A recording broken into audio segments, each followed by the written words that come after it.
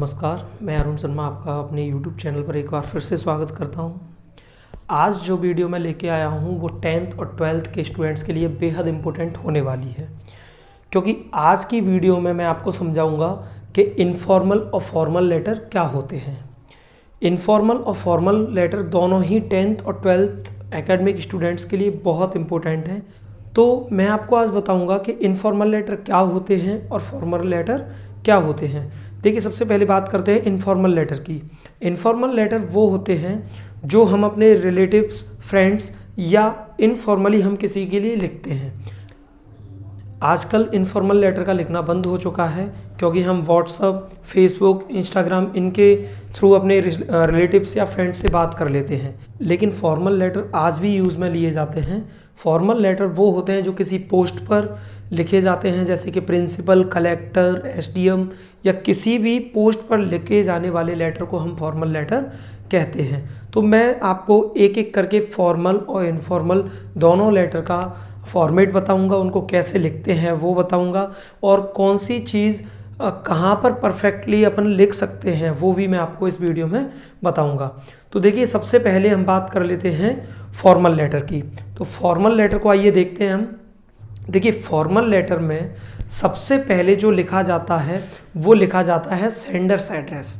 क्या लिखा जाता है? सबसे पहले सेंडर्स एड्रेस लिखा जाता है।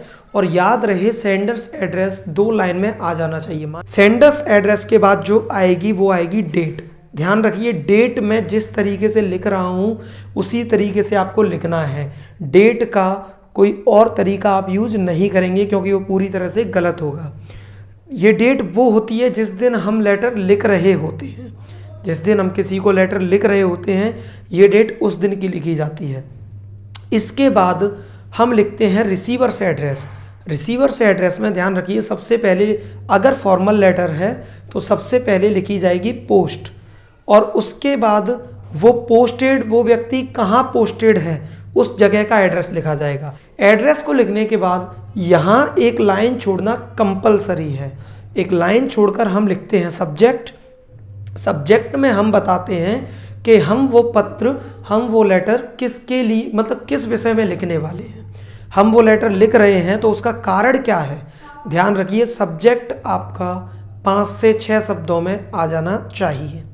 सब्जेक्ट के लिखने के बाद एक लाइन फिर से छोड़ते हैं और उसके बाद हम लिखते हैं सैल्यूटेशन। सैल्यूटेशन में हम रिस्पेक्टेड सर और डियर सर दोनों लिख सकते हैं। ध्यान रखिए, डियर सर लिखना ज़्यादा उचित रहता है, क्योंकि अभी हाल ही में जो सीबीएसई ने नया पैटर्न लॉन्च किया है उसके अकॉर्डिंग रिस्पेक्टेड सर लिखना 100% परफेक्ट नहीं है। डियर सर लिखना बहुत अच्छा है। तो डियर सर लिखने के बाद कॉमा लगाएंगे, और कॉमा के जस्ट नीचे से हम अपना लिखना स्टार्ट करते हैं बॉडी।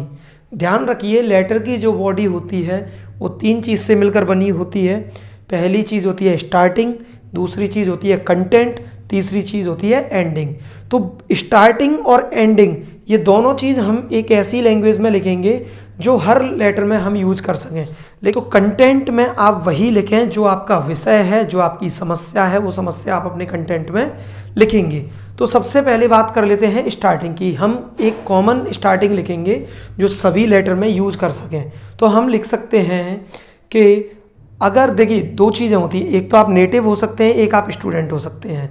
तो अगर आप नेटिव हैं तो नेटिव लिखें, स्टूडेंट हैं तो स्टूडेंट लिखें। तो आप लिखेंगे with respect I beg to say, सम्मान के साथ मैं कहना चाहता हूँ that I am a native या स्टूडेंट ऑफ दिस स्कूल या ऑफ दिस कॉलोनी। अगर आप स्टूडेंट हैं तो आप स्कूल के होंगे, और नेटिव हैं तो किसी ना किसी कॉलोनी के होंगे। उसके बाद लिखेंगे I would like to draw your attention towards, मैं आपका ध्यान खींचना चाहता हूँ की ओर। अब जो भी आपकी प्रॉब्लम है, यहाँ से वो 2 लाइन कंटेंट की आ जाएंगी। 2 लाइन यहाँ पर कंटेंट की लिख दें, 2-3 लाइन आप कंटेंट से रिलेटेड जो भी हैं वो लिख दें। फिर बात यहाँ पर आ जाएगी एंडिंग। अगर आप वो लेटर पूरी सोसाइटी की तरफ से या पूरी स्टूडेंट्स कम्युनिटी की तरफ से लिख रहे हैं तो आप लिख सकते हैं so on the behalf of all the natives या all the students I humbly request you to look in this matter soon. ठीक है, और बाद में लिख लें I shall be highly obliged to you. तो ये हो जाएगी आपकी एंडिंग। स्टार्टिंग और एंडिंग दोनों ही ऐसी ही रहेंगी जो आप किसी भी लेटर में थोड़ा थोड़ा बदलाव करके उसको यूज कर सकते हैं। कंटेंट में आपको वो लिखना है जो आपके लिए विषय दिया गया है या जो आपकी समस्या है। अब एंडिंग लिखने के बाद आपको एक लाइन छोड़नी है, सॉरी लाइन यहाँ पर नहीं छोड़नी, आपको एंडिंग खत्म करने के बाद लिखना है थैंकिंग यू। थैंकिंग यू के बाद एक लाइन छोड़नी है। ध्यान रखिए जो चीज़ मैं जहाँ लिख रहा हूँ आपको वहीं लिखनी है। थैंकिंग यू के बाद एक लाइन छोड़नी है, फिर आपको लिखना है योर्स सिंसियरली, योर्स फेथफुली, जो भी आपको अच्छा लगे वो लिख सकते हैं, और आपका नाम।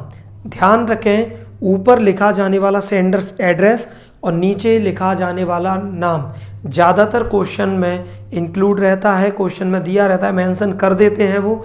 अगर ऐसा नहीं है तो आप कोई भी नाम और कोई भी एड्रेस वहाँ पर लिख सकते हैं, या आप अपना खुद का नाम और अपना एड्रेस वहाँ पर लिख सकते हैं। तो ये हो गया आपका फॉर्मल लेटर। इसी तरीके से हम इनफॉर्मल लेटर देखेंगे, लेकिन उसको देखने के लिए आपको थोड़ा वेट करना पड़ेगा। इनफॉर्मल लेटर को लेकर हम जल्द ही हमारी नई वीडियो में मिलेंगे। तब तक के लिए आप हमसे जुड़े रहें, चैनल को सब्सक्राइब करें, और अगर आप चाहते हैं कि ऐसे ही एजुकेशनल वीडियो आपके लिए मैं लाता रहूं तो आप मेरे चैनल को सब्सक्राइब करें, उससे जुड़े रहें।